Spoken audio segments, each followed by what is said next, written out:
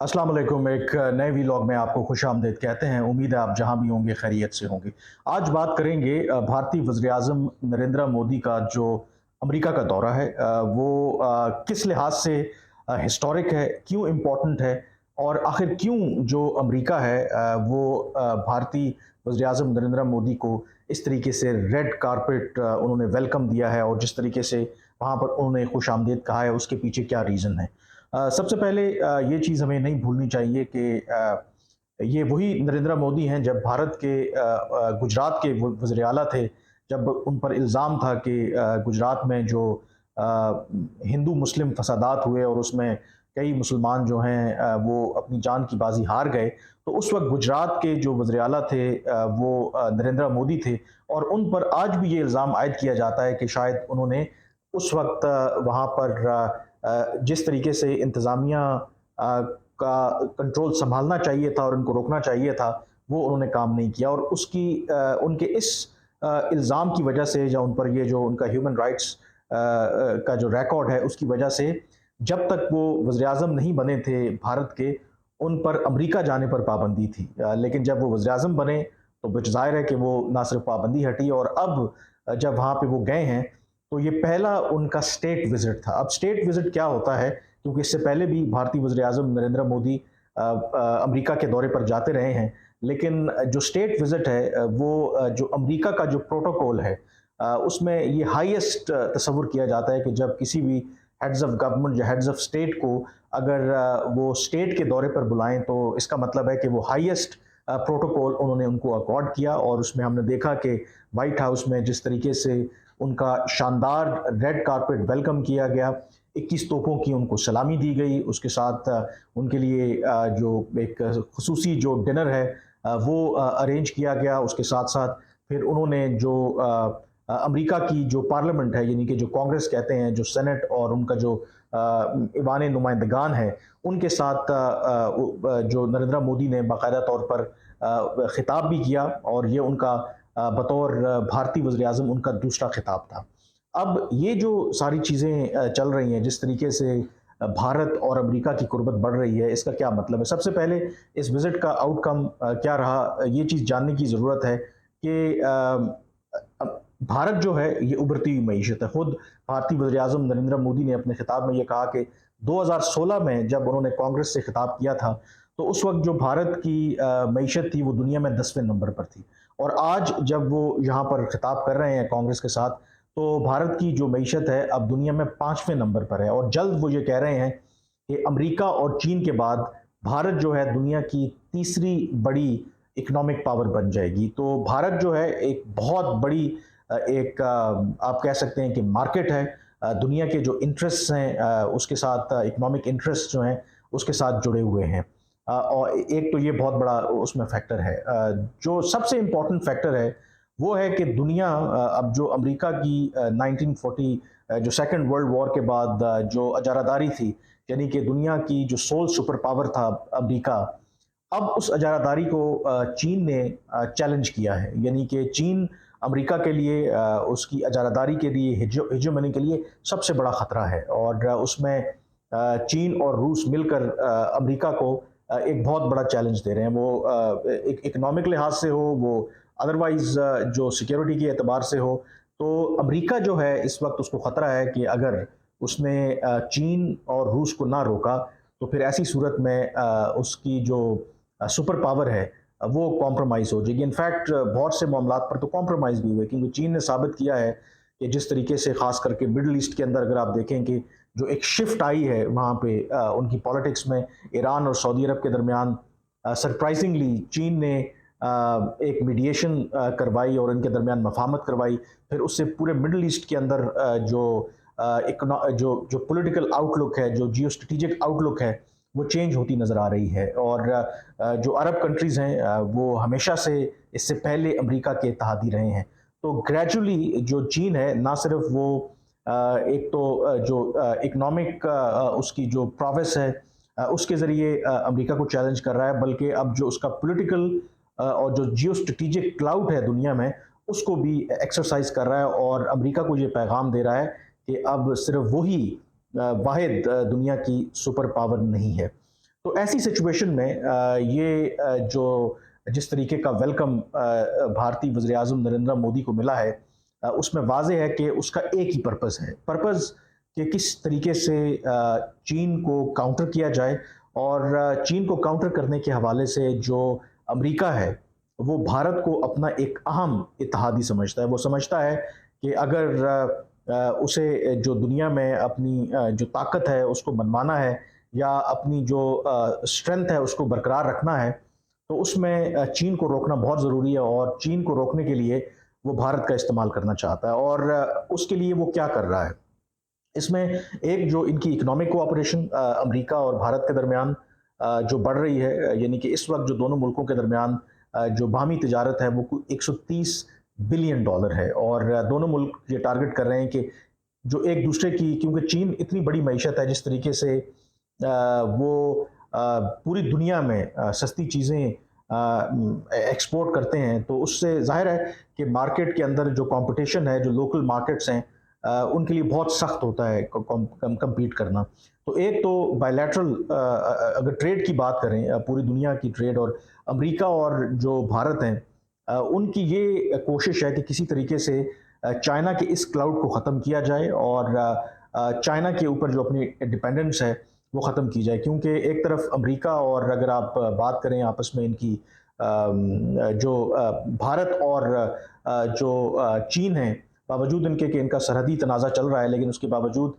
इनके जो दरमियान ट्रेड है वो 100 बिलियन डॉलर से ज़्यादा है। इसी तरीके से अगर आप अमेरिका और चीन की बात करें, बावजूद इसके कि इनकी आपस में लड़ाई है, लेकिन बिलियंस ऑफ डॉलर्स की इनके दरमियान ट्रेड है। और उसमें बहुत बड़ा फैक्टर जो है कि चीन की जो प्रोडक्ट्स हैं, they are in Indian, in American और पूरी दुनिया की मार्केट्स में आपको नज़र आती हैं। तो एक तो उसका पर्पज़ ये है कि किसी तरीके से इस तरह की कोऑपरेशन की जाए कि चीन की जो बढ़ता ये जो इकोनॉमिक क्लाउड है उसको रोका जाए। दूसरा जो सिग्निफिकेंट पार्ट है वो ये है कि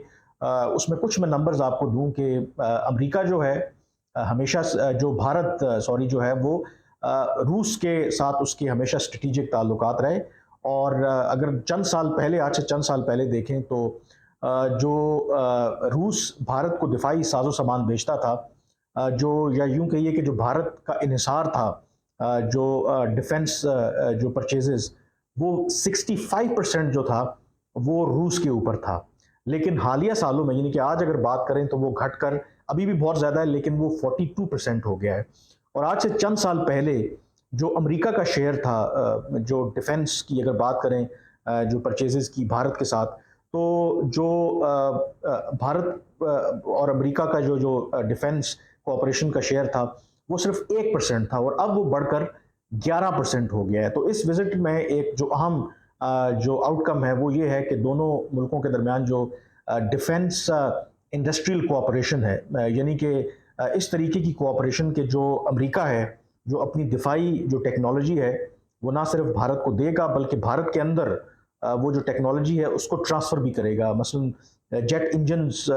जो भारत के अंदर बनाने की बात हो रही है, इसी तरह से भारत को ड्रोन जो हैं वो देने की बात हो रही है। और उसके अलावा भी अगर आप देखें कि इनके दरमियान वो एयरफोर्स, नेवी और जो आर्मी है, उस सतह पर इनके दरमियान कई ऐसे मुआहदे हैं जिसमें ये बहुत क्लोजली भारत और अमेरिका जो हैं एक दूसरे के साथ कोऑपरेट कर रहे हैं। और उसका जो सारा पर्पज़ है वो यही है कि किसी तरीके से जो चीन है उसको कंट्रोल करना है। तो ये एक बहुत बड़ा फैक्टर है। और इसमें अब जो इम्पोर्टेंट सवाल है कि क्या जो भारत है, जो भी अमेरिका की उससे उम्मीद है कि हम अगर भारत के ऊपर इन्वेस्ट कर रहे हैं तो वो चीन को टक्कर देगा, तो क्या भारत ऐसे करेगा? भारत जो है वो अपनी जो पॉलिसी है, डिप्लोमेसी है, बड़ा क्लेवरली चला रहा है कि शायद अमेरिका को भी उस तरीके से उसकी समझ नहीं आ रही। क्योंकि आप गौर करें अगर, तो जो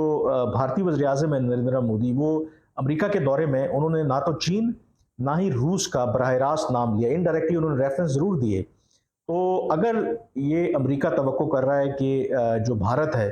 दो के चीन के साथ और रूस के साथ, तो ज़ाहिर है कि भारत के स्ट्रेटेजिक ताल्लुकात हैं, अमेरिका चाहता है कि रूस से दूर हो जो भारत है। लेकिन चीन के साथ उनके सरहदी तनाज़ात हैं, लेकिन उसके बावजूद अमेरिका के कहने के ऊपर भारत ने कभी भी पब्लिकली उस तरीके से पोजीशन नहीं ली। तो इसका मतलब है कि बहुत से जो माहिरीन का ख्याल है कि भारत फ़ायदे तो तमाम जो बड़े ममालिक हैं मसलन रूस से, अमेरिका से तो ले रहा है, लेकिन क्या वो at the end of the day America के कहने के ऊपर चीन से टक्कर लेगा? ये आई थिंक एक बहुत बड़ा सवालिया निशान है, क्योंकि भारत, ये बात आप याद रखें कि हिस्टोरिकली अपने आप को कहता है कि वो नॉन अलाइंड, यानी कि वो किसी एक कैंप में नहीं है, मतलब वो अपने आप को गैर जानिबदार तस्वुर करता है। लेकिन जाहिर है कि जो इंटरनेशनल पॉलिटिक्स है अब उस तरफ बढ़ रही है कि आपको किसी न किसी की साइड तो लेनी होती है, लेकिन उसके बावजूद लगता ये है कि जो भारत है वो एक डेलिकेट जो बैलेंस है वो मेंटेन करने की कोशिश at least on the face of it करता रहेगा। और इसमें जो दूसरा अहम पहलू है वो है पाकिस्तान की अगर बात करें तो इसमें जो मुश्तरका एलामिया सामने आया है उसमें अगेन जो भारत और जो अमेरिका ने मजम्मत की है उनके बकौल जो क्रॉस बॉर्डर टेररिज्म हो रही है, जो प्रॉक्सीज उनके बकौल पाकिस्तान इस्तेमाल करता है उसकी मजम्मत की गई है। फिर मुंबई हमले 2008 के और उसके अलावा जो पठानकोट है उनके जो हमले हैं, उनके जो मास्टरमाइंड्स हैं या जो भी लोग उनमें मुलविस हैं उनके खिलाफ कार्रवाई करने के लिए पाकिस्तान से मुतालबा किया गया है। अब ये पाकिस्तान के लिए इस लिहाज से इम्प्लीकेशंस हैं इसकी कि अगर भारत को जो भी दिफाई साजो सामान मिलेगा अमेरिका से, जो उनकी पहले ही जो अगर आप देखें रवायती एतबार से भारत की जो आबादी के एतबार से ही बड़ा मुल्क है, अगर आप कंपैरिजन करें कन्वेंशनल पाकिस्तान और भारत की अफवाज का, तो ज़ाहिर है कि भारत जो है वो बहुत आगे है, उसका डिफेंस बजट हमसे कई गुना ज़्यादा है। और अगर वो उसकी डिफेंस कोऑपरेशन जो बढ़ रही है, फोकस तो चाइना के ऊपर है, लेकिन लामहला तौर पर पाकिस्तान के साथ भारत के ताल्लुकात हम सब जानते हैं किस नौइयत के हैं, तो वो पाकिस्तान के लिए भी ख़तरा हैं। तो पाकिस्तान ऐसी सूरत में फिर क्या करेगा? अभी तक पाकिस्तान का तो नुक्ता नज़र यही है कि हम किसी कैंप पॉलिटिक्स पे बिलीव नहीं करते, यानी कि ना चीन के साथ ना अमेरिका के कैंप में जाना चाहते हैं, बल्कि हम तमाम जो बड़ी ताकतें हैं उनके साथ बेहतर ताल्लुकात रखने के ख्वाह हैं। लेकिन जिस तरफ हालात बढ़ रहे हैं, क्या पाकिस्तान के लिए ये मुमकिन होगा कि अपने आप को इस पॉलिसी पर कारबंद रहे? क्योंकि शायद at the end of the day जो जियो स्ट्रेटिजिक जो इन्वायरमेंट है जो इन्वॉल्व हो रहा है, जिस तरीके से चीज़ें आगे बढ़ रही हैं, कि शायद पाकिस्तान के पास चॉइस ना रहे सिवाय इसके कि पाकिस्तान जो है वो चीन के कैंप में चला जाए। इनफैक्ट इनफॉर्मली आप कह सकते हैं कि अदरवाइज तो अनऑफिशियली पाकिस्तान तो है ही चीन के कैंप में। बहुत से ऐसे मामलात जिसमें चीन और पाकिस्तान दोनों बहुत क्लोजली एक दूसरे के साथ मिल के काम करते हैं, और कई मौक़ों पर हमने देखा कि जहां पर पाकिस्तान को चूज़ करना पड़ा बिटवीन द यूएस एंड चीन, तो पाकिस्तान ने चीन का साथ दिया। मसलन 2 मरतबा जो प्रेसिडेंट बाइडन का जो इनिशिएटिव था डेमोक्रेसी समिट 2021 में भी, और फिर पाकिस्तान को जो इनवाइट किया था जब ये गवर्नमेंट भी आई यूएस डेमोक्रेसी समिट में, दोनों मौक़ों पर पाकिस्तान ने उसमें शिरकत नहीं की। और उसकी वजह ये थी कि चीन को उसमें दावत नहीं दी गई थी और चीन नहीं चाहता था कि पाकिस्तान उसमें शिरकत करे, और क्लियरली पाकिस्तान ने अमेरिका के बजाय उसमें अगर आप देखें तो फिर चीन का साथ दिया था। तो ये जो भारतीय वज़ीर-ए-आज़म नरेंद्र मोदी का जो विज़िट है बहुत सिग्निफिकेंट है, और उसमें एक चीज़ हमें नहीं भूलनी चाहिए कि अमेरिका, वो कहते हैं ना कि there are no free lunches, तो जो अमेरिका इतनी वो औभगत भारतीय वज़ीर-ए-आज़म की कर रहा है, माजी में पाकिस्तान के डिक्टेटर्स की, यानी कि जनरल अयूब हों, जनरल ज़ियाउल हक हों या जनरल मुशर्रफ हों, उनको भी ऐसा ही रेड कारपेट वेलकम जो अमेरिका है वो देता रहा। क्योंकि हालांकि अमेरिका दावा करता है कि जी दुनिया की सबसे पुरानी जमहूरियत है, बिल्कुल है भी, और दुनिया में वो ह्यूमन राइट्स और डेमोक्रेसी को प्रमोट करने के लिए काम करते हैं, लेकिन जहाँ पर उनके अपने मफादात होते हैं तो फिर डेमोक्रेसी जो है वो मामला नीचे चला जाता है। क्योंकि अगर डेमोक्रेसी उनका असल प्रिंसिपल होता तो फिर पाकिस्तानी डिक्टेटर्स के साथ अमेरिका के इतने अच्छे ताल्लुकात ना होते, क्योंकि पाकिस्तानी डिक्टेटर्स की उस वक्त और पाकिस्तान की अमेरिका को जो कोल्ड वॉर थी, जो फॉर्मर सोवियत यूनियन के खिलाफ जो एक महाज था, उसमें पाकिस्तान की ज़रूरत थी। तो उन्होंने पाकिस्तान के अंदर डेमोक्रेसी है नहीं है, डिक्टेटरशिप है क्या है, उसको कम्प्लीटली नज़रअंदाज किया और पाकिस्तानी डिक्टेटर्स को भी उन्होंने रेड कारपेट वेलकम दिया। तो इससे वाज़ेह है कि दुनिया जो है वो उसूल की बुनियाद पर नहीं, बल्कि जो आपके अपने कोर इंटरेस्ट्स होते हैं उसकी बुनियाद पर आगे चलती है, और मुल्क जो है अपने कोर इंटरेस्ट को सामने रखते हुए इस तरह के फैसले लेते हैं। आज के वीलॉग से इतना ही, मुझे इजाज़त दीजिए। अल्लाह हाफ़िज़।